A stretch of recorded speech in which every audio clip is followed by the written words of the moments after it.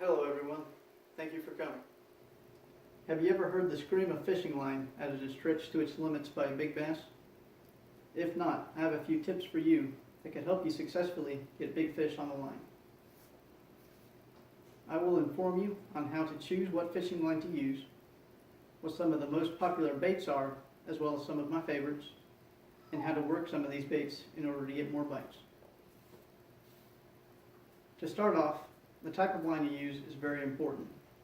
The two main things you are looking for when choosing fishing line is the visibility and the strength of the line. There are three kinds of fishing line. There's monofilament, fluorocarbon, and braided line. Monofilament has the most stretch out of all three lines and floats, so it's good to use for topwater lures. Fluorocarbon is invisible under the water and has less stretch than monofilament. Braided line is the strongest of the three lines, has the highest visibility, so it is good to use in darker water or heavy cover, and has no stretch. Moving on, there are countless number of baits to use when bass fishing, as well as many ways to use them. According to SkyAboveUs.com, the top 5 best fishing lures are the Booyah jig, which comes in many different forms, such as a football jig that has a wide head used for dragging on the bottom, a swimming jig for swimming through the open, and a heavy weighted flipping jig for flipping heavy cover. Number 2 on their list is a spinnerbait. Here I have the regular spinnerbait and an inline spinnerbait. Number 3 is a topwater popper. These are two styles of poppers. You work the same way. You pop it across the top of the water and let it sit for a second. You pop it across and then reel it in. Number 4 on their list is a crankbait or Rapala. I have a couple different crankbaits here. This one is a deep diving crankbait with a longer plastic bill on the front. This one is a shallow water crankbait with a square bill. My favorite of the three I have here is the black and gold Rapala.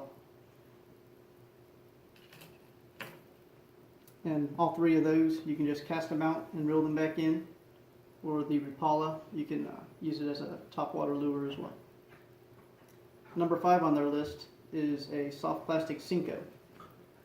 The most popular style of Senko is made by Yuri Yamamoto, and what makes this one unique is it shimmers on the way down through the water.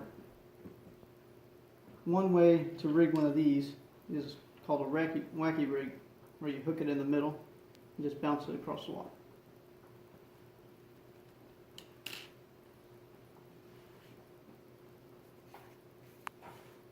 I also visited bestfishingviews.com and got their 5 top baits. And number 1 on their list was a lifelike swim bait. Here I have the Big Easy Florida 5.0 color. And these you can just cast out with or without a weight and reel them in to different speeds depending on what the fish are looking for. They also have a Senko at number 2 on their list.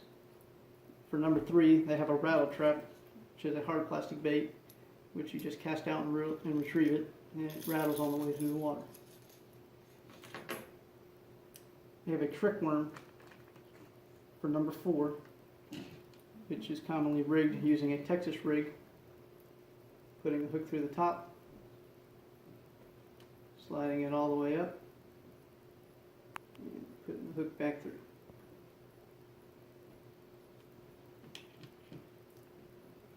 For number 5 on their list, they also had the spinnerbaits.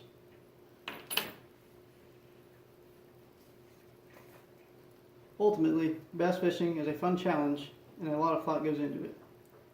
From the line you put on your reel to the bait you choose to use, everything plays a factor in whether or not you have a successful day of fishing. So get out there and try it for yourself. You won't regret it. Thank you.